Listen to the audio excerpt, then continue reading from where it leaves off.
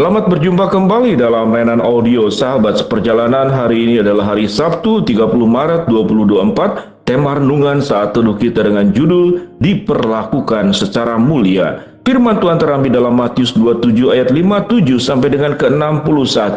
Menjelang malam datanglah seorang kaya orang Arimatea yang bernama Yusuf, yang telah menjadi murid Yesus juga. Ia pergi menghadap Pilatus dan meminta mayat Yesus. Pilatus memerintahkan untuk menyerahkan kepadanya, dan Yusuf yang mengambil mayat itu mengapaninya dengan kain lenan yang putih bersih, lalu membaringkan di dalam kuburnya yang baru, yang digalinya di dalam bukit batu. Dan sesudah menggulingkan sebuah batu besar ke pintu kubur itu, pergilah ia, tetapi Maria Magdalena dan Maria yang lain tinggal di situ, duduk di depan kubur itu. Mari kita berdoa. Bapa yang di dalam surga, kami ingin belajar bagaimana memperlakukan orang lain secara mulia, baik dalam hidup dan matinya. Dan itu dilakukan kepada Tuhan Yesus. Dalam nama Tuhan Yesus kami berdoa, amin. Shalom sahabat seperjalanan yang dikasihi Tuhan. Dalam suasana Sabtu sunyi, kita sudah melewati Jumat Agung kemarin, dan besok kita akan merayakan Paskah, hari kebangkitan daripada Kristus. Sahabat seperjalanan yang dikasihi Tuhan, diperlakukan dengan mulia. Kita melihat bagaimana sikap-sikap orang di sekitar kehidupan Tuhan Yesus. Ada dua macam sikap. Yang pertama, yang memang menghendaki kematian Yesus, ingin menghabisi Yesus, dan kemudian apa yang mereka harapkan terlaksana dan terjadi. Dengan segala fitnah sepanjang perjalanan hidup Tuhan Yesus, dikejar, dicari-cari kesalahan. Pada akhirnya kemudian benar-benar Yesus ditangkap di Taman Getsemani, dan benar-benar Yesus dipermalukan, diolok-olok, dikoyak bajunya. Kemudian di dalam masa-masa itu Yesus kemudian disalibkan dan mati. Mereka mengalami kemenangan dari kematian Tuhan Yesus, karena sosok Kristus adalah sosok yang dianggap mengganggu. Sosok Kristus adalah sosok yang dianggap merugikan mereka secara popularitas dan secara bentuk apapun. Dorongan kepada keinginan kematian Yesus yang diharapkan mereka adalah memang berdasarkan nafsu kekuasaan, nafsu pengaruh, dan segala sesuatu yang mereka lakukan. Dan mereka berhasil berakhir dengan kematian. Tetapi ada orang-orang yang dilayani oleh Kristus, yang memahami dan mengetahui bahwa kedatangan Kristus adalah kedatangan yang membawa kehidupan. Kedatangan Kristus adalah kedatangan yang membawa kebangkitan, dan proses untuk mendapatkan kehidupan dan kebangkitan tersebut, maka pintu masuknya adalah melalui kematian. Murid-murid sangat sadar bahwa Yesus sudah mengasihi mereka, mencintai mereka sampai mati. Dan kemudian kita bertemu dengan seorang yang kaya bernama dari Arimatea, namanya Yusuf, yang telah menjadi murid Yesus, dengan berani pergi menghadap Pilatus untuk meminta mayat Yesus. Sahabat seperjalanan yang dikasihi Tuhan, pergi kepada Pilatus meminta mayat Yesus, ini bukan perkara yang gampang. Pilatus bisa mencurigai siapa ini sampai berani meminta mayat Yesus. Maka orang ini bisa masuk dalam catatan yang akan terus dikejar, diperhatikan. Sangat beresiko, karena kematian Yesus adalah kematian yang memang diharapkan oleh orang-orang yang membencinya, dan itu terlalu menyolok. Jadi kita melihat Yusuf yang dari Arimatea, dia menempuh jalan bahaya dengan meminta mayat Yesus menghadap Pilatus. Keberanian dari mana yang terjadi pada Yusuf dari Arimatea ini? Tentu keberanian yang berangkat daripada sebuah kesadaran. Hidupnya sudah terjamah, hidupnya sudah ditebus, hidupnya sudah mengalami kasih Kristus, hidupnya ada di dalam janji-janji yang Yesus sudah sampaikan, yang dipegang, yang diyakini, yang diimani oleh Yusuf dari Arimatea.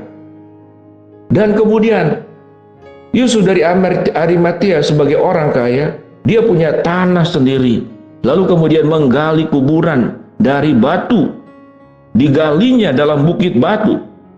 Sedemikian rupa diberikan kain kafan yang putih dan bersih dengan kain lenan, lalu dibaringkan dalam kubur yang baru yang digalinya dalam bukit batu, lalu ditutupnya dengan batu yang besar ke pintu kubur. Di sana ada Maria Magdalena dan Maria yang lain duduk di depan kubur itu.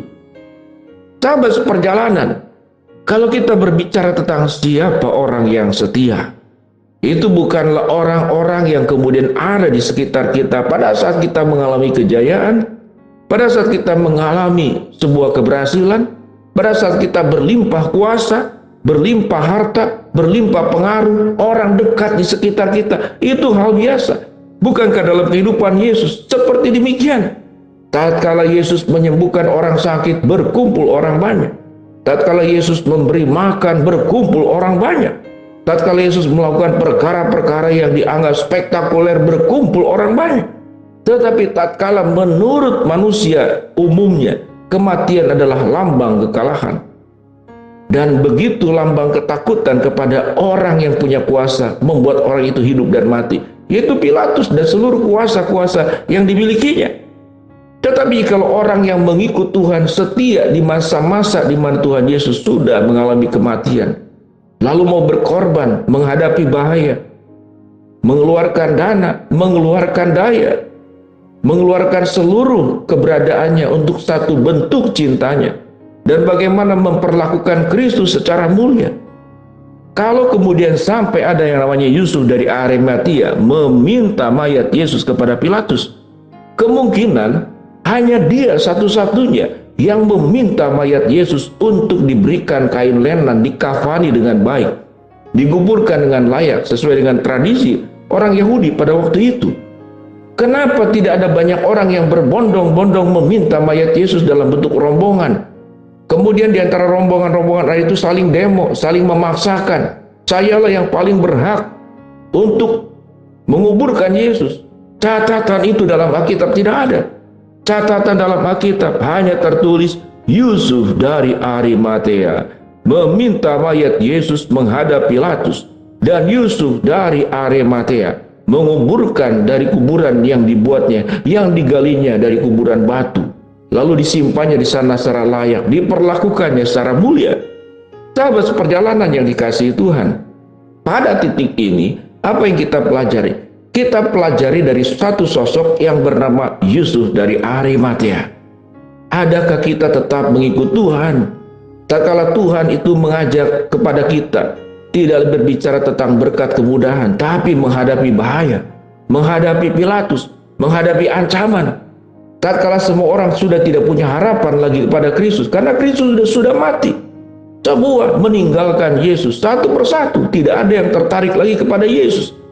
Tapi Yusuf dari Arimatea memperlakukan Kristus dengan sangat mulia. Dia berinisiatif memberikan yang terbaik di waktu-waktu terakhir saat sudah Yesus disalibkan, lalu kemudian meninggal. Sahabat seperjalanan, biarlah gambaran ini kita boleh menjadi Yusuf dari Arimatea yang ada pada zaman ini.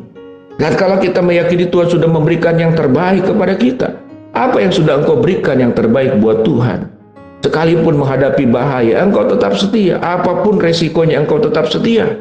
Kita tidak hanya menjadi orang-orang yang pandai mengikut Yesus tatkala berbicara berkat, kemudahan, kesuksesan, semua tentang diri kita. Mari saat ini kita belajar dan berkata, ya Tuhan, jadikan diriku seperti Yusuf dari Arimatea yang memperlakukan engkau secara mulia. Mari kita berdoa. Bapa dalam surga, terima kasih buat kebenaran firman Tuhan yang sudah kami pelajari. Hamba mau berdoa buat sahabat seperjalanan yang sedang sakit, Tuhan jamah sembuhkan. Sahabat seperjalanan yang sedang menghadapi masalah, Tuhan bukakan jalan. Sahabat seperjalanan yang sedang berdoa mengharapkan sesuatu, Tuhan kabulkan dengan cara dan waktunya Tuhan. Dalam nama Tuhan Yesus kami berdoa. Amin. Shalom sahabat seperjalanan, jadilah pribadi seperti Yusuf dari Arimatea. Amin.